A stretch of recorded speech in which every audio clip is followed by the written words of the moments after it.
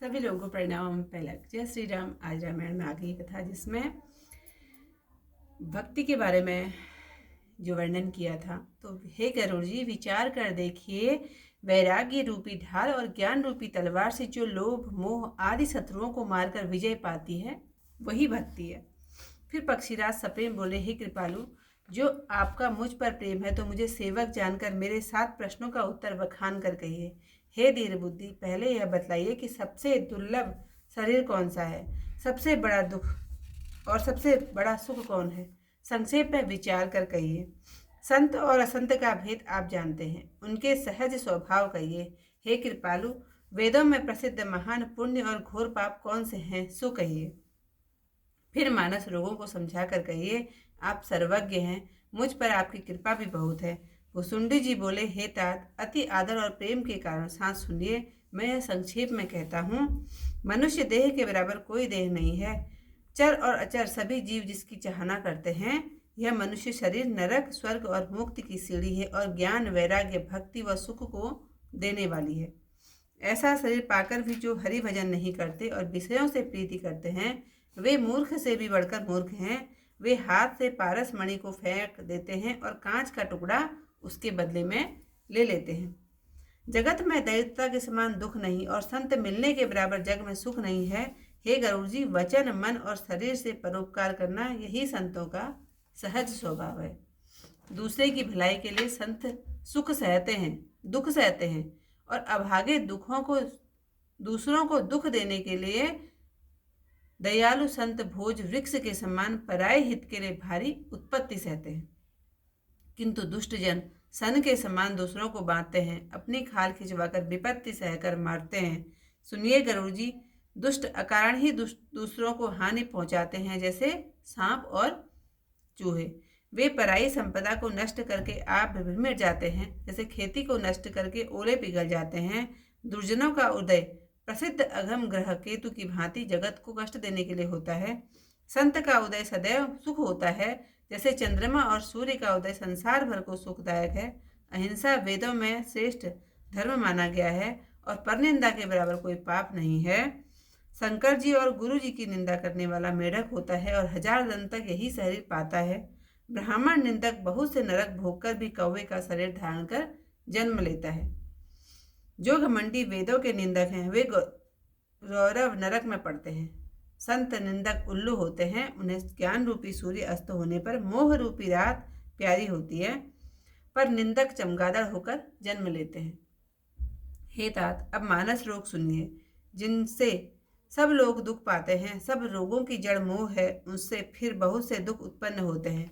काम वायु है, अत्यंत लोभ कफ है और क्रोध अति पित्त है जो जलता है। यदि ये तीनों भाई प्रीति कर ले तो दुख सहने देने वाला सन्निपात रोग उत्पन्न हो जाता है। विषयों के मनोरथ अनेक सूल हैं, उनके नाम कौन जानता है।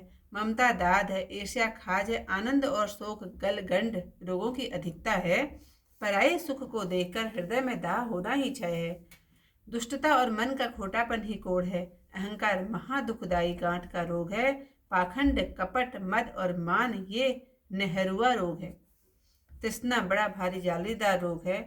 3 प्रकार की इच्छा, स्त्री पुत्र धन, बलवती तिजारी है। मत्सर व अविवेक 2 ज्वर हैं। ऐसे अनेक बुरे रोग हैं, कहाँ तक कहूँ। एक ही रोग के वश होकर मनुष्य मर जाते हैं। ये तो बहुत से असाध्य रोग हैं। यह जीव को सदैव क्लेश देते हैं और फिर वह शांति कैसे पावे। हे गरुड़ जी, नियम धर्म आचार तपस्या ज्ञान जप तप और दान आदि करोड़ों औषधियां हैं, परंतु उनसे ये रोग नहीं जाते हैं। जो कथा यहीं पर समाप्त होती है। पुनि सप्रेम बोले खगराऊ, जो कृपाल मोहि ऊपर भाऊ। नाथ मोहि निज सेवक जानी, सप्त प्रश्न मम कहूँ बखानी। प्रथम ही कहु नाथ मति धीरा, तब सब ते दुर्लभ कवन शरीरा। बह दुख कवन कवन सुख भारी, सो संचेप ही कहूँ विचारी। संत असंत परम तुम जानो, तिन कर सहज स्वभाव बखानो। कवन पुण्य सुति विदित विशाला, कहूँ कवन अग परम कराला। मानस रोग कहूँ समुदायी, तुम सर्वज्ञ कृपा अधिकाई। तात सुनऊ सादर अति प्रीति, मैं संक्षेप कहूँ यह नीति। नर तन सम नहीं कवनि उदेई, जीव चराचर जाचत देई। नरक स्वर्ग अपवर्ग निसेनी, ज्ञान विराग भगति सुख देनी। सो तनु हरि हरि वजहि न जेरर, होई विषय रत मंद मंद दर। कांच किरीच बदले ते देही, करते डारे परस मनि देही। नहीं दरिद्र सम दुख जुग माही, संत मिलन सम सुख जग नाही। पर उपकार वचन मन काया, संत सहज स्वभाव खगराया। संत सहाय दुख पर हित लागी, पर दुख हेतु असंत अभागी। बुर्ज तरु सम संत कृपाला, पर हित नीति सह विपति विशाला। सन इव खल पर वंदन करई, खाल कड़ाए विपति सही मरई। खल विनु स्वार्थ पर उपकारी, अहि मूसक इव सुनु उरगारी।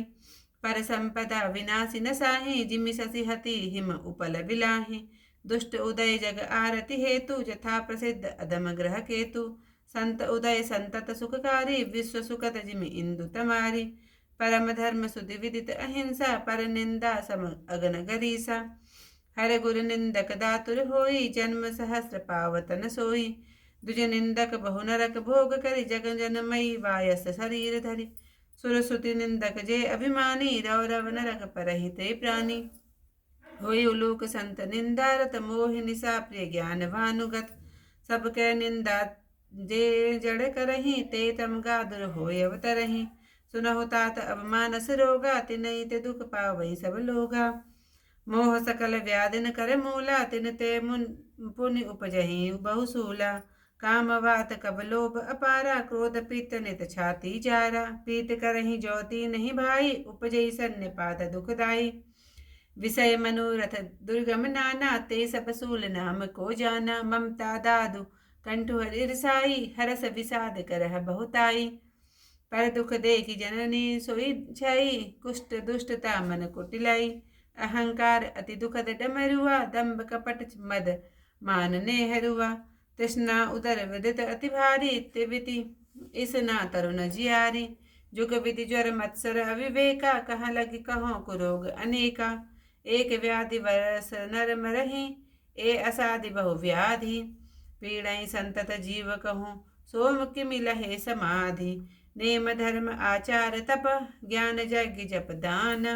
बेसक पुनि कोटिन नहीं, रोग जाहि हरि जान। सियावर रामचंद्र पद जय, शरणम शंकर हरि ओम जय जय सिया राम। मंगल भवन अमंगल हारी, उमा सहित जय जपत मुरारी। इतिहास की कथा यहीं पर समाप्त। कल को इससे आगे कथा के साथ मिलता है आप लोगों को। तब तक सभी लोगों को प्रणाम। जय श्री राम।